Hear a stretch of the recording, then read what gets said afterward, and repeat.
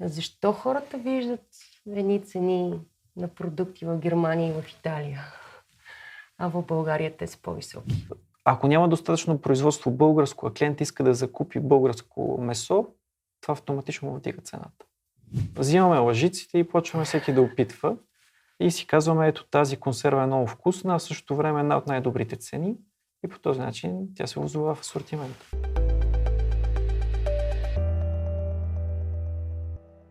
Пазарът е пълен с шум, с реклами.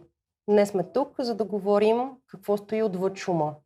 За цените, храната, качеството, хората, доставките и решенията, които всеки ден стигат до прага на вашия дом. eBag подкаст. 15 минути, честен разговор за пазара. Днес си говорим за нещо, което всички виждаме всеки ден, но малко хора си задават въпроса кой го решава. Какво влиза в количката ни, защо някои продукти изчезват завинаги и всъщност как се формират цените в магазина. Здравей, Милене! Здравей! Как се изгражда една количка за десетки хиляди домакинства? Първо има екип. Екип от професионалисти, които се грижат за това нещо. Как се случва? Имаме така наречените менеджери и категории, които всеки си е персонално отговорен за съответната категория. Примерно напитки, бебешка грижа и така нататък. И тези хора първо разчитаме на професионалния им опит. Те са работили в категориите, познават пазара, но това не винаги е достатъчно. Пазар е изключително динамичен, така че тези хора трябва да следят тенденции. Тези хора получават постоянно оферти за нови продукти. Тези хора сами намират нови продукти и чрез пазарни данни, с които разполагаме, чрез информация от клиенти, често клиентите ни пишат за конкретни продукти. Даже истината е, че съвсем скоро имаме и функционалност, която клиентите могат през форма на сайта ни да подават желания за такива нови продукти. И не на последно място, дори следим какво пишат в търсачката ни и по този начин се ориентираме това, което пишат, ние имаме го или го нямаме и можем да го осигурим. Тоест, искаш да кажеш, че ако аз търся конкретен продукт в eBay достатъчно дълго, вие ще забележите това и ще го добавите към портфолиото? Има огромен шанс, защото в крайна сметка ние следим всички уникални търсения и ако нещо се повтаря често, а ние забелязваме, че няма в асортимента, има голям шанс да го добавим. Добре, в eBay има над 20 000 продукта. Да, около 20 000. Как реално решавате какво да продавате? Защо този кашкавал, а не другия? И защо тази марка шампуан, а не друга? Това като цяло изглеждат прости решения, но не винаги са толкова прости. Ние се опитваме едновременно да задоволим всякакви клиентски търсения. Първо винаги е трудно да определиш всичките клиентски търсения. Ето ти споменаш кашкавал. Добре, какви видове кашкавал има? Краве кашкавал, от овче, от козе мляко, от смес, от лежал кашкавал, фермерски кашкавал, който е с затворен цикъл на производство, биокашкавал и така нататък. Ние се опитваме да идентифицираме подобни търсения. Истината е, че не всяко търсене си заслужава да бъде обслужено, защото може да се окаже, че има прекалено малко търсене. Но това е един непрестанен динамичен процес, в който сравняваме оферти, дори дегустираме продуктите. Често, когато, примерно, искаме да изберем консерва царевица на възможно най-добрата цена, но естествено на добро качество, ние искаме мостри, искаме ценови предложения, отваряме продуктите, събираме се екипа, дегустираме и решаваме кой е победителя. Правите тейстинг? Да, абсолютно. Взимаме лъжиците и почваме всеки да опитва и си казваме, ето тази консерва е много вкусна, а в същото време е една от най-добрите цени. И по този начин тя се озова в асортимента. Добре, ама най-вероятно трябва да има някаква експертност в това. Не можем да съберем просто фокус група от хора, ходещи по улицата, които да решат или е на същия принцип. Не харесва ми, не ми харесва. Ние също сме клиенти. Така че хубавото е, че ние се опитваме да си изберем асортимент, който и ние бихме си го купили и ние бихме платили съответната цена. Така че да, със сигурност трябва да е някакъв микс от нашите субективни възприятия за това дали един продукт е качествен и това, което клиента търси. В крайна сметка клиента той контролира асортимента с това дали го купува или го избягва. Дали пише за него, че го иска или не пише. Тоест, реално вие ни следите Абсолютно, да. в платформата, какво правим и какво търсим, за да може да се ориентирате най-добре какво да сложите в В портфолио. крайна сметка, перфектният вариант е, който ние можем да разговаряме с клиентите, но ние няма как да разговаряме примерно с 10 000 домакинства. Затова Или с 100. Или с 100, да, в зависимост от мащаба. Така че се опитваме, макар и косвено, а някой път и директно да получим данни, на които да обработим и да вземем съответното решение. Добре, всички казват, че искат повече български продукти. Този разговор дори в последните седмици е изключително отново ефективен и с много висок ефективен тон. Български стоки в eBay има много такива, включително от локални ферми и отделни земеделски производители. Едно от най-привлекателните неща, като потребител говоря, в модела на eBay в началото за мен беше, че не е необходимо да отида до Велинград, за да си купя месо от местния производител, от фермата, а всъщност той идва до вратата ми чрез платформата. Какъв е процеса и пътя на един фермерски продукт от фермата, понеже има много такива в платформата, до платформата и респективно след това е ясно до клиента как се случват нещата. Независимо дали е плод, зеленчук или млечен продукт, да речем. Процесът не е много по-различен от това, което споменах. Ние имаме клиентски запитвания, ние сами сме клиенти, искаме да осигурим съответни продукти, имаме предложения. Може би разликата е, че тук често говорим за по-малки бизнеси, които не са толкова опитни, те първа навлизат често в търговията. Там просто трябва да отделим повече внимание, да обясним как се случват процесите, как да им помогнем да бъдат успешни. Някой път се получава, някой път не се получава, но това е нормално в търговията. Тоест, вие сами търсите тези ферми, респективно те имат възможност да ви пишат на вас или ако конкретен клиент ви го препоръча през имейл или формата за обратна връзка. Абсолютно, даже, както споменах преди малко, наскоро, освен че имаме форма за препоръчване на продукти, имаме и форма, които за партньорства. Производители могат да ни пишат, ние съответно да разгледаме това, което ни предлагат, да преценим този продукт, добавя ли стойност за клиента. Защото в крайна сметка това е най-важното. По-добра цена за същото качество, някаква сертификация, примерно някои цени да е биосертифициран, или просто произхода, това, че от затворен цикъл, от малка ферма, това за някои клиенти е важно. Да прави истинско. Да, така че това са многото микро и малки решения, които взимаме ежедневно, за да изградим този асортимент, който имаме.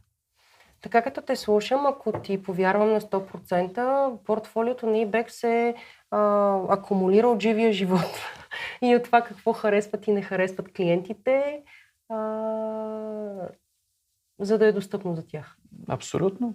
Клиентът е този, който пазарува, този, който си оставя парите, оставили си парите, оставя доверието, така че ние сме ориентирани клиентски. Ако нещо го търси клиента или желая да го закупи, максимално се стараем да го осигурим. Някой път има пречки за това да се случи, но се опитваме да направим най-балансираното предложение. Иван беше казал в едно интервю преди години, че ние сме в бизнес с доверието, защото всичко се случва по интернет и няма лице на касата, на регала, няма консултант. И това беше по повод на плод и зеленчука всъщност, нали, че е много важно какво ние ще подберем за клиента в центъра за изпълнение поръчки и да бъде качествен продукт, който да му го доставим до вратата.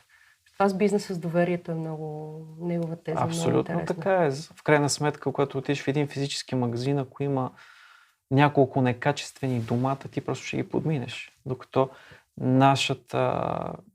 нашия бизнес, ние трябва да подсигурим, че ние ще ти подберем най-качественото. Това, което бихме избрали за вкъщи. Точно. Както казах в началото на разговора.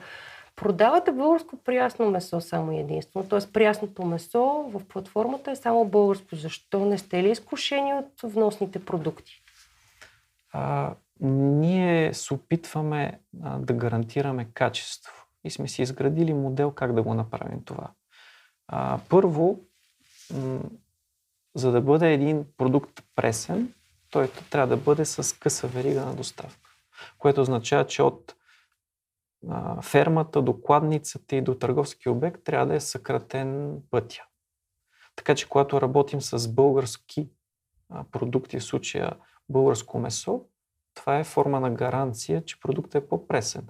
Ако пътува от Испания, от Германия, пътят е по-дълъг и този период на прясност се съкращава. Но друго по-важно, за нас ние се опитваме да вземем продукти, зад които производител стои зад името си. Давам пример. Работим с известни месарници като партньори, майстори, месари. Те с името си гарантират за качеството на продукта.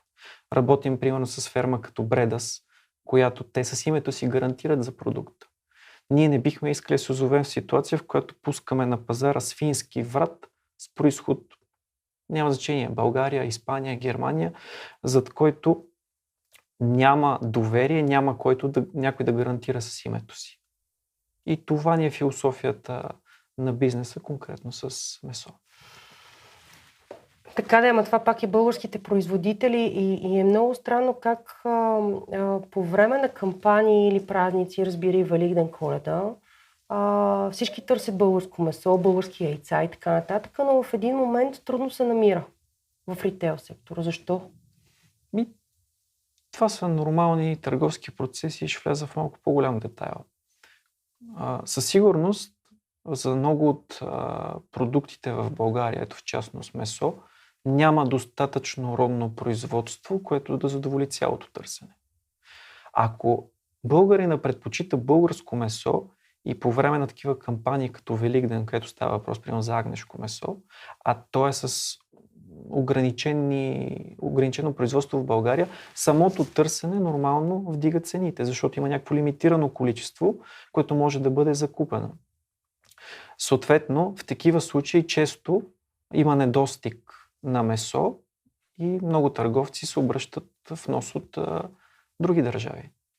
Така че, ако няма достатъчно производство българско, а клиент иска да закупи българско месо, това автоматично вдига цената. Добре да адресираме розовия слон в стаята, тъй като си търговски директор.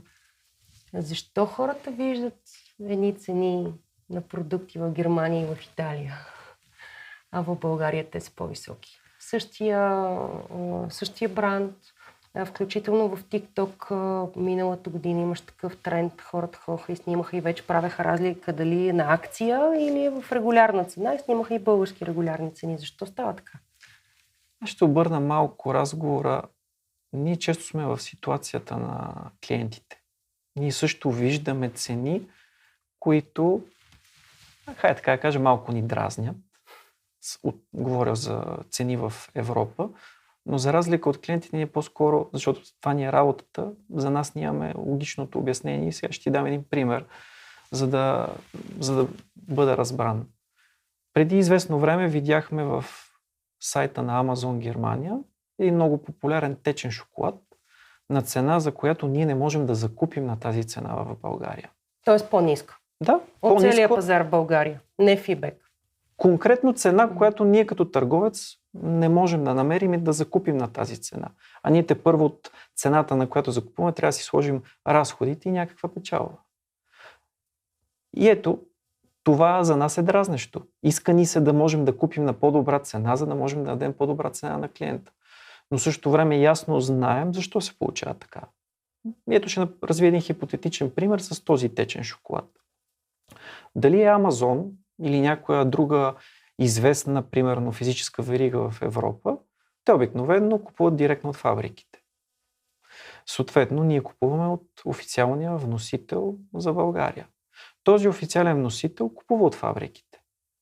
Сега, първият казус, който се появява е, той купува ли на същата цена от тези фабрики?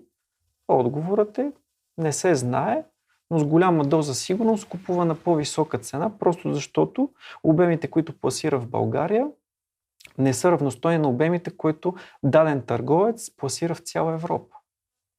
Така че, но дори да предположим, че Amazon или който и да е друг търговец и българския вносител купуват на една и съща цена, този вносител трябва да си наложи всичките разходи, които има. Разходи за складова база, за бусове, за камиони, за шофьори, режийни разходи, счетоводни разходи, всякакви разходи, които има един нормален бизнес. И да кажем принципно, че 20% се оскъпява цената. За някои бизнеси 20% оскъпяване е нормално, за други дори трябва и повече, ако примерно има специални режими на съхранение, температурно, замразено. Но образно да кажем, за нашия измислен пример, 20% има оскъпяване, само за да си покрие този вносител разходите, си сложи някаква печалба. Другото нещо, което често се явява като разлика, е размера на ДДС. В България данъка добавена стойност е 20%. Често в държави в Западна Европа такава е данъчната политика, че той може да е 7-10%. Но ето за нашия измислен пример, нека да бъде 10% разлика в ДДС. И ето, когато имам официален вносител и разлика в ДДС 10%, в нашия измислен пример, който той е измислен, но не е далеч от реалността, това е абсолютно реални сметки, продукта се продава на търговците в България още в този момент с 30% по-висока цена. А те тепърва трябва да си сложат своите разходи и своята печалба. Някакъв марж. Да. И което, просто казано, в единия случай има повече посредници и разходи по веригата на доставка, в другия случай има по-малко посредници. Добре, а защо тогава не поръчате директно от Амазон, за да елиминирате посредниците в доставката? Защото ако поръчаме от Амазон, първо Амазон са търговец на дребно. Първият най-голям проблем ще бъде, те не продават с стотици или хиляди бройки.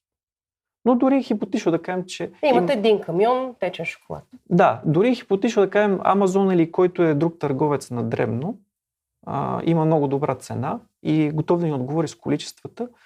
Самата покупка трябва да има конкретни документи, търговски документи, които са задължителни по закон. Тоест, ако ние закупим от Амазон и ги пуснем в продажба продукти, ние сме в нарушение на законодателството. И то не на българското, то навсякъде в Европа стои следния казус. Добра, друга хипотеза. Да отидете директно при фабриката, производител на този течен шоколад и да си го внесете сами. Ами, за съжаление, в търговията не се случват толкова лесно нещата. При този хипотетичен пример, ако ние се свържем с фабриката, напишем имейл, звъннем на телефон за връзка, ще ни бъде казано, учтиво, има представител на марката за България. Обърнете се към него. Така че не е толкова просто, колкото изглежда понякога отстрани. Цената ли е най-важното нещо, което определя дали един продукт ще се продава добре или не? Със сигурност цената е важна, но аз бих казал съотношението цена, качество и отделни различни атрибути за клиента. Ако някой клиент търси конкретно по-нишово търсене, биосертифициран продукт, дори да му дадеш много добра цена на не биосертифициран, него не го вълнува това нещо. И обратното, клиент, който търси конкретно качество, не го интересува сертификацията, не го интересува произхода, дали е от ферма и така нататък, за него ще е ценна цената. За друг ще е основно качество. Той е микс. Така че не случайно има различни търсения, различни клиентски поведения и това е част от нашия бизнес, да можем да ги идентифицираме и да отговорим по най-добрия начин. Следващия път, когато добавите нещо в количката, ще знаете, че за този избор стоят много повече решения и процеси, отколкото изглежда. eBag подкаст. 15 минути истината за пазара.